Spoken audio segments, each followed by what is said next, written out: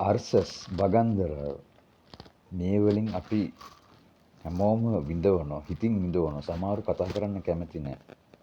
කියන්න ડોක්ටර් කෙනෙක් ගාවට ගිහිල්ලා කියන්නත් බෑ. කොහොමද මේක හැදෙන්නේ? අර්සස් හැදෙන්නේ ගොඩක් වෙලාවට අත්දැකීම් වලින් අපි දන්නවා හැදෙන්නේ වාසිකලියෙන් වැඩි වෙලාවක් වාඩිව සිටීම. විනාඩි 4ට වඩා වැඩි වෙලාවක් වාඩිලා සිටිනවා. ඊට පස්සේ අධික ලෙස තටමනවා. එහෙම වෙනකොට තමයි අර්සස් හැදෙන්න මූල්‍ය ආරම්භය වෙන්නේ. ඔබට දැනටමත් ඔබ දන්නවා නම් ඔබ වසිකිළිය වාඩිලා ඉන්න අධික ලෙස තටමලා වසිකිළිය යන්න බලනකොට බුදු මාර්ගයෙන් මොකක් හෝ එළියට එනවා වගේ තේරෙනවා. හැබැයි ඔබට දැනෙනවා ඇති වැසිකිලි වැඩ කරලා ඉවරුණාට තාමත් වැසිකිලි යන්න අවශ්‍යයි. තාමත් බුදු මාර්ගයේ වැසිකිලි අවශ්‍යතාවයක් තියෙනවායි කියලා. ඒක තමයි ඔබ නොසලකා ඉන්න එපා. ඒක තමයි පළවෙනිම සයින් එක ඔයාලට ලැබෙන වැසිකිළියේ ගිහිල්ලා තාම මල පහ තියනවා වගේ හැඟීමක් ඔබට එන එක. මල පහ තියනවා වගේ හැඟෙනවා. ඊට පස්සේ ආයි තවත් තටමන්න එහෙම පොඩි හැඟීමක් එනවා තාමත් මේකේ තියනවායි කියලා. ඉතින් එතකොට අපි දන්නවා අර්සස් වල පළවෙනි එක දෙවෙනි අදියර තුන්වෙනි අදියර කියලා තියෙනවා.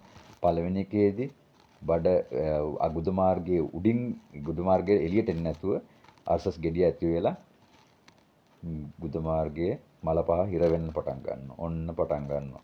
ඊට පස්සේ දෙවෙනියට එනවා ගුද මාර්ගයේ තිබිලා එළියට පොඩ්ඩක් එන එක. ඒක එළියට ඇවිල්ලා ඔබ වැසිකිළියෙන් නැගිටිනකොට ඒක ඇතුළට යනවා. දෙවෙනි එක ඒක. ඒක පොඩ ලොකු වෙන්න පුළුවන් තරම් තටමනකොට වෙන්න පටන් ගන්න ඕක තමයි. තුන්වෙනි එකේදී බුදු මාර්ගයේ එළියටම එන්න ගන්නවා. එළියේ ඉඳලා ඒක ඇඟිල්ලෙන් තල්ලු කරන්න වෙනවා.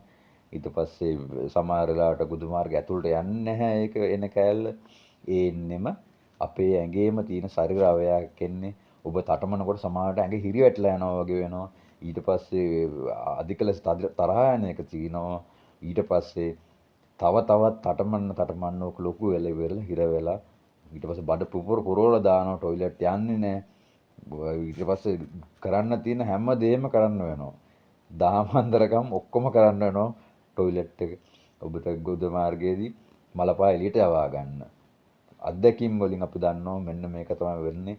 ඉතින් ඒ ගැන දැනුවත් වෙන්න නොසලකා හරින්න එපා. මේ මම මුලින්ම කියපු අවස්ථාවන් ඔබ දැනටමත් මුහුණ දෙලා තියෙනවා නම් ඉක්මනින්ම ඒ සඳහා පිටිකාර වලට යන්න ඕන. එක්කෝ සිංහල අවුරුද්ද ක්‍රමයට හෝ ඉංග්‍රීසි විදියට හරි ගිහිල්ලා එක්ක ප්‍රධානම දේ එක්කෝ මුලින්ම ඔබට කරන්න පුළුවන් දේ තමයි හොයලා බලන්න පුළුවන් ඔබට යන්න පුළුවන් එන්ඩෝස්කෝපි එකට යන්න පුළුවන් නැත්නම් ලැප්‍රොස්කෝපි එකට ගිහිල්ලා හරි කැමරාව දාලා බලලා ඉතින් කරන එක. ඒ සඳහා ඔබ සුසුකන් ලද කායික වෛද්‍යවරයෙක් හම්බෙලා චිත්තයක් ලියාගෙන ඒකට යන්න ගිහිල්ලා ඔබ ඉන්නේ මොන අවධියේද කියලා චෙක් කරගන්න. ඕකට ක්‍රම ගොඩාක් තියෙන බෙහෙත් ಜಾති කරන විදි අපි ඒ ගැන පස්සේ කතා කරමු.